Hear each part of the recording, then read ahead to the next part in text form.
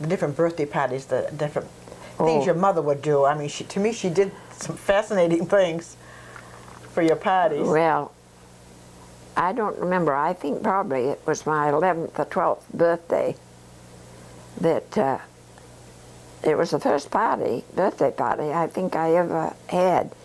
And she went all out. She crocheted little nut cups in ecru and put, I remember, pink ribbon run around in them.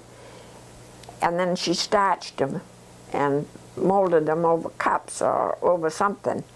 Anyway, there was nut cups, and she had peanuts and candy and stuff, and every one of those to every one of the children's places. And then she took a rope and strung it from the corner of the kitchen, one corner to the other, and she hung gifts wrapped up on with a string on each one of those on the rope. And then she had taken TD pipes and Which painted. were what? Now they were They're little clay. They were a white clay pipe. Yeah. They were called TD pipes, and of course you drop one and it smashed all to smithereens. But she painted flowers and figures on those, each one of those pipes. And she gave each child a pipe, and then she had all kinds, she had water, you know, with soap suds in it. And we made bubbles and blew the bubbles.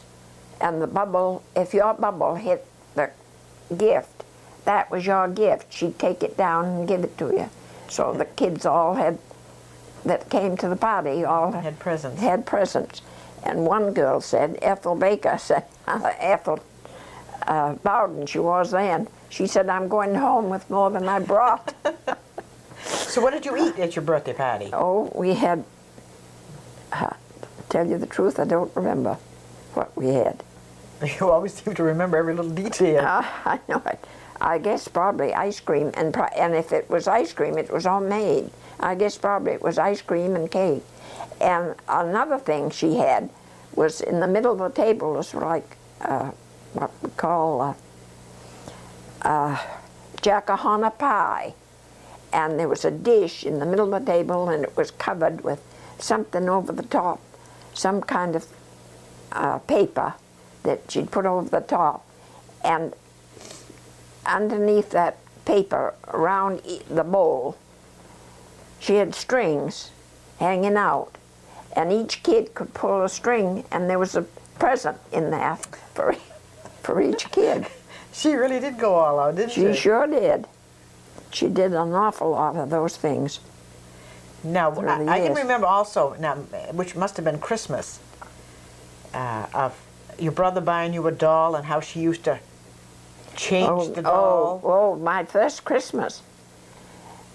They gave him $1 to go buy Christmas presents. So my father took him out to Brewer, and he bought me a kid body doll, which he paid 75 cents for. And he had 25 cents left over, so everybody else got a handkerchief. But I got the doll. So how did you, and your mother used to change the doll? And my mother would, every Christmas, she'd take that doll, and at night after I'd gone to bed, she'd either, well, she'd change the head. The head would come off. You could sew a new head on to this body, and she'd go by different heads.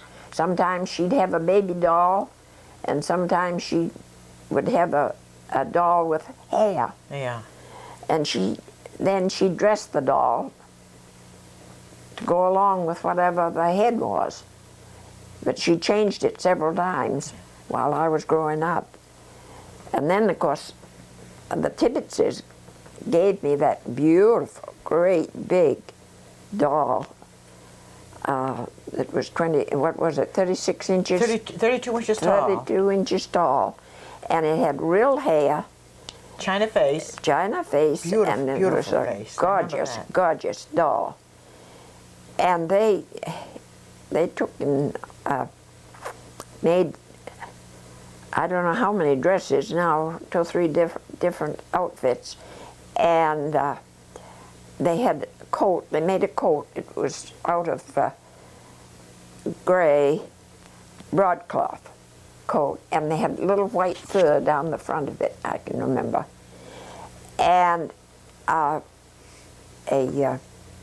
Angora bonnet for that doll. Now that was And then there was a suitcase that had all the outfit in the suitcase.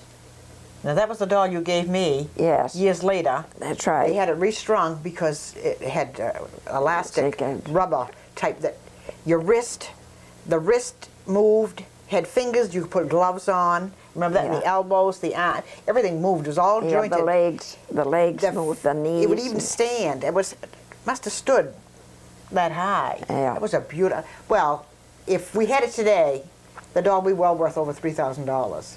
But unfortunately, my father threw it away.